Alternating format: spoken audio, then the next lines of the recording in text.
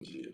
Bom dia, gente amiga do canal Paz e Bem, gente amiga da TV 247. Eu sou Mauro Lopes. Este é o programa Paz e Bem, programa Paz e Bem de número 217. E hoje é quinta-feira, 27 de junho de 2019.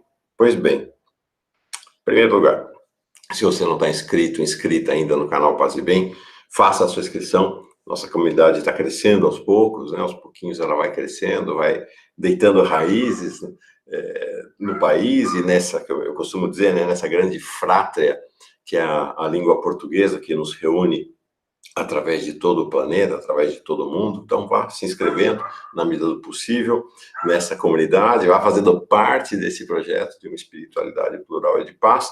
E se você tiver condição, os tempos são bicudos, né? A gente sabe, torne-se um assinante, uma assinante solidária do canal Paz e Bem, para que a gente consiga desenvolver projetos, criar alguma estrutura, consiga fazer lances mais ousados e projetos que nos satisfaçam, nos alegram e nos alimentem na jornada. Para você se tornar um assinante, uma assinante, basta ir aqui, ó, no alto da tela do canal Paz e Bem. Se você está assistindo essa nossa conversa pelo canal Paz e Bem, tem lá o íconezinho do Catarse, que é o projeto de financiamento. Também embaixo na descrição do vídeo, tanto no canal Paz e Bem quanto na TV 247, tem o link, e no nosso site bem bonito, por sinal, pazebem.org, tem muita coisa legal lá, pazebem.org, tem também o link para assinatura. Pois bem, achei que era importante deixar passar um dia, né, a quarta-feira, desde a decisão do Supremo contra Lula, para que a gente, né, pudesse fazer uma reflexão mais assentada sobre essa questão. Foi uma derrota dura, assim. Ontem senti um clima muito forte, trabalhando como editor no 247, de indignação, de raiva, e também de baixo astral, né? Uma coisa de ressaca amarga, um gosto amargo na boca, assim. Então, eu queria conversar um pouco sobre isso hoje, e conversar pautado, preparei, inclusive, essa nossa conversa de hoje. Achei que era o caso de preparar uma conversa, um minutinho só, de preparar essa conversa para que a gente possa conduzi-la fazer uma reflexão juntas aqui, com um mínimo de profundidade, né? Então, o que eu queria conversar hoje sobre essa decisão do STF e sobre nós, né? Sobre nós. Me parece que há um tema importante nessa passagem desses últimos dias, né? Desde na verdade, de uma quadra maior das nossas vidas, mas muito marcado a partir dessa última decisão do STF de manter Lula preso, que é a questão das ilusões. Quero falar uma coisa importante, assim, acho que as ilusões são mal vistas, muitas vezes, né? Em geral, pensa-se ilusão como algo negativo, mas não, as ilusões são muito importantes na nossa vida, né? As ilusões ajudam-nos a temperar a vida, a superar, a sublimar. Quem está um pouco mais avançado na vida sabe que se a gente não tiver ilusões, né, momentos de ilusão, há uma possibilidade enorme da gente ser esmagado pela dureza, pela crueza, pela violência, que vai pautando a vida, pelo sofrimento que vai pautando a vida ao longo dos anos. Então, as ilusões são muito importantes para nos manter saudáveis, para nos manter alegres, para nos manter disponíveis à vida. O que é uma festa se não um momento inebriante, maravilhoso de ilusão? A música, as luzes, a bebida, a comida, as conversas, as risadas, são momentos de ilusão que compõem nossa vida de maneira extremamente positiva, A grande questão, me parece, que é não transformar essas janelas de ilusão, né? Que quem vê um bom filme, né, ler um romance. É claro que as ilusões, inclusive, nos permitem espaço de reflexão sobre a nossa vida. Sim, elas não nos tiram completamente da realidade, elas nos permitem esse espaço. Mas elas nos retiram dessa coisa dura, muitas vezes cruenta, né, sofrida do cotidiano. Vá às favelas. É nas favelas que há mais alegria nas festas. Exatamente para sublimar essa condição, né, nas favelas, alagados, cortiços, para sublimar essa condição de extrema dureza da vida. É fundamental. É fundamental. As ilusões têm um papel fundamental na nossa vida. Que bom, que bom. E que bom que a gente se deixe seduzir, se deixe levar por elas nesse momento, né, pelas ilusões nesse momento. É sinal de sanidade. A grande questão é a gente não transformar essas janelas de ilusão maravilhosas em fio condutor da nossa vida. Esse é um tema recorrente da psicanálise e é a partir deste olhar para as ilusões, a psicanálise fez ao longo da sua história, a partir de Freud, uma justa e severa crítica às religiões, ao papel das religiões. Né? As religiões institucionais tiveram e têm ainda hoje, né, um papel, um projeto de transformar uma grande ilusão no fio condutor da nossa vida. Que grande ilusão é essa? A grande ilusão é a seguinte, olha, você, homem, mulher, aguenta aí, fica quietinho, fica resignado, não contesta, não reage, seja passivo, porque, ó, tá prometido para você, depois que você morrer, tem um paraíso te esperando. Esse é um discurso, é um discurso que tentou transformar uma ilusão, numa maneira de conseguir conquistar controle das elites, e a religião teve um papel fundamental para isso ao longo da história, para realizar controle sobre corpos, mentes, corações, almas das pessoas, do povo. Foi fundamental. Então, cultivar uma vida de ilusão é, inclusive, uma estratégia das elites para exercitar domínio. O que vai acontecer depois do que a gente morrer? Ninguém sabe. Ninguém sabe. Aqueles que, né, fazem a determinados caminhos de espiritualidade, tem gente que acha que vai ter reencarnação, tem gente que acha que vai ter o paraíso. Eu acho que vai ter uma grande festa, um grande banquete, nossa, é um negócio fantástico. Essa grande festa, né? A ilusão será transformada, né, na permanência, né? Nossa, fartura, tudo. Mas isso não pode ser a condução da nossa vida. A gente tem que buscar que esta ideia, esta concepção, este projeto se transforme na busca cotidiana da vida. E não numa espera. Esperar essa promessa como a gente espera um ônibus no ponto. Não dá. Isso é terrível, porque esta ilusão, esta vida pautada pela ilusão, ela nos traz duas consequências dramáticas. Primeiro, a gente não constrói vida. A gente não constrói vida. A gente fica esperando que alguém faça. E segundo, a gente está alimentando decepção. A gente está alimentando amargura. A gente está alimentando depressão. Porque ilusão é ilusão. Não vai acontecer. Não vai acontecer. Então, o que é fundamental na vida? É este equilíbrio entre esses momentos, a ilusão que pontilha aqui e ali nossa vida, com a busca de uma abordagem realista ao longo do tempo. Então, acho que esse equilíbrio é uma busca fundamental para uma jornada de vida e uma jornada de espiritualidade. E esta me parece ser uma questão fundamental para a gente tratar da situação do Brasil hoje e da situação do Lula.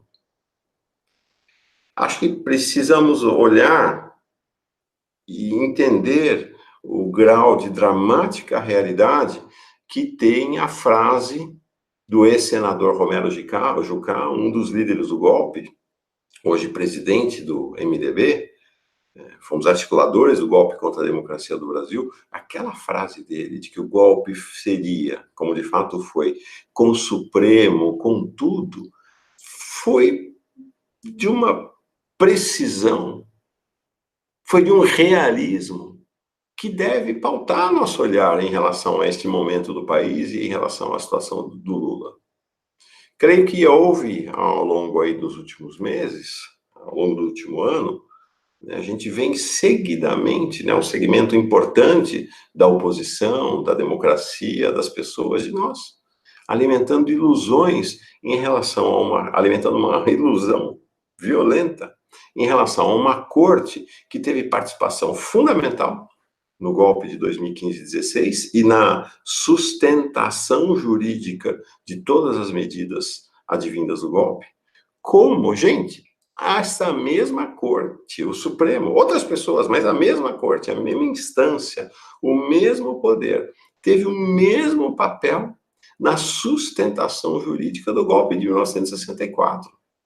Não houve uma medida do Supremo durante os anos da ditadura que confrontasse o status quo. Precisamos parar de olhar para o Supremo, os suplicantes, à espera de que as mãos de carrascos se transformem em mãos salvadoras. Isso é uma ilusão que nos faz mal, nos fará mal. O Supremo é uma instância política, não de justiça, é uma instância jurídico-política de exercício do poder das elites sobre o povo brasileiro. Isto é o Supremo. Isto é olhar realisticamente para o Supremo. Criar ilusão é olhar para o Supremo como corte de justiça. Aquilo não é uma corte de justiça. Como instância político-jurídica, ele está também, ele é um protagonista e ele está também submetido às pressões e injunções, à luta, à correlação de forças políticas na sociedade. Então, olhar para esta corte jurídico-política como uma corte de justiça é pautar a nossa conduta em relação ao caso de alguém que a gente ama profundamente, que é o presidente Lula, com uma grande ilusão. Pode haver decisão do Supremo para libertar Lula? Pode. Pode. Como pode? Quando a situação política do país estiver profundamente alterada. O Supremo só libertará Lula quando, no momento em que esse assunto estiver na sua pauta, tiver centenas de milhares, milhões de pessoas nas ruas. 100, 200, 300, 400, 500 mil pessoas cercando o prédio que tem em sua entrada aquela mulher cega, lá em Brasília. Esta corte só tomará uma decisão favorável a Lula se for forçada. Não por seu desejo, não por sua vontade.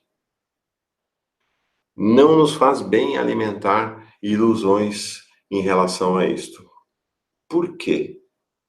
Porque nos desincumbe do nosso dever, da realidade do nosso dever. Qual é nosso dever? Se amamos Lula, se desejamos ver Lula livre. Encetar articulações, mobilizações, denúncias, ações, somarmos-nos à corrente das pessoas que desejam ver Lula livre, irmos às ruas. É isso que vai viabilizar, possibilitar em algum momento a liberdade de Lula. E não um olhar suplicante, submisso, respeitoso em relação a esta corte. Acho que essa é uma questão fundamental, porque isso traz para nós exata noção de qual é o nosso dever e qual dever com qual dever nós devemos cumprir. Fundamental para uma espiritualidade saudável, para uma vida saudável, trocar as ilusões como fio condutor da vida pela esperança. Esperança não tem nada a ver com ilusão. Esperança é caminhar solidamente assentado, assentada sobre a realidade. Então, com um olhar realista, né, ou pelo menos buscar um olhar o mais realista possível e alimentar a esperança de que algo acontecerá. Não pela benemerência dos donos de escravos e dos ministros e ministras, dos carrascos do Supremo. Não. Mas porque há uma força, há um rio, há uma cachoeira que ruge, há um mar tonitruante que está adormecido e que deve ser acordado, que se chama povo brasileiro. Nós somos parte desse mar adormecido. E que precisa se colocar em movimento para que se encontre com o seu destino. Vai nos fazer bem trocar as ilusões como fio condutor da nossa vida, ou no nosso caso agora, né, do nosso olhar para a situação de Lula, por esperança e realismo. Que as ilusões façam parte da nossa jornada como belos e alegres momentos, mas nunca sejam o fio condutor da nossa vida. Nesse sentido, adeus às ilusões. Viva a esperança. Cumpramos nosso dever. Pois bem, vamos fazer silêncio? Vamos meditar um pouco para que nosso coração seja povoado por esse desejo de momentos bonitos de ilusão da nossa vida. Festa, alegria, janelas de ilusão. Mas que o realismo e a esperança sejam o fio condutor do nosso cotidiano. Não há nada mais realista do que a meditação. Não há nada mais realista do que abrir esse espaço de silêncio, de vazio, de esvaziamento, de despojamento no nosso dia a dia, que nos permita abrir os olhos e enxergar a realidade com olhos de esperança, não com olhos de ilusão. Então vamos lá? Como sempre, espinha ereta, acalma seu coração, tranquiliza. Vamos ter um olhar, um coração voltado para o Lula na sua cela. É claro que o Lula ficou triste. Quem não ficou? Mas antes da votação, o Lula já dizia, não fique alimentando ilusão. O Lula é alguém que sabe a diferença entre ilusão e esperança como o fio condutor da vida. Então vamos lançar nosso coração na direção dessa pessoa tão amada pelo povo brasileiro. Vamos abrir nosso coração para esse terreno fértil da esperança em nossas vidas. Como? Silêncio. Espinha ereta, coração tranquilo, respiração profunda. A respiração é o mantra do corpo que nos permite, então, abrir espaço para outro ritmo. Mantra mental, escolha o mantra, como eu digo sempre. O Maranata é um mantra que a tradição da meditação cristã sugere, né? Vem, Senhor, uma palavra em aramaico que quando a gente começa a repetir não tem sentido nenhum, então não traz sentidos, não traz pensamentos, nos ajuda a bloquear a torrente de pensamentos que se nos ocupa tanto. Vamos lá? Estava chovendo até agora há pouco aqui. Parou? Tem uma gotinha ainda aqui e ali. Tava uma cachorrada toda latindo. Tem uma latindo aqui na rua agora. Logo cedo, tem pessoas passando aqui durante a madrugada na rua, cachorrada oriçada. Mas agora eu ouço assim mais os grilos ao fundo, bem ao longe, não dá para você ouvir. Tá o barulho do mar, tá a música do mar. E a passarada ainda dormindo. Daqui a pouco vai acordar. Daqui a pouco a passarada e o sol vão despertar. Nesse ambiente, então, vamos para o nosso momento de meditação e silêncio. Fechei meus olhos, fecho os seus e vamos.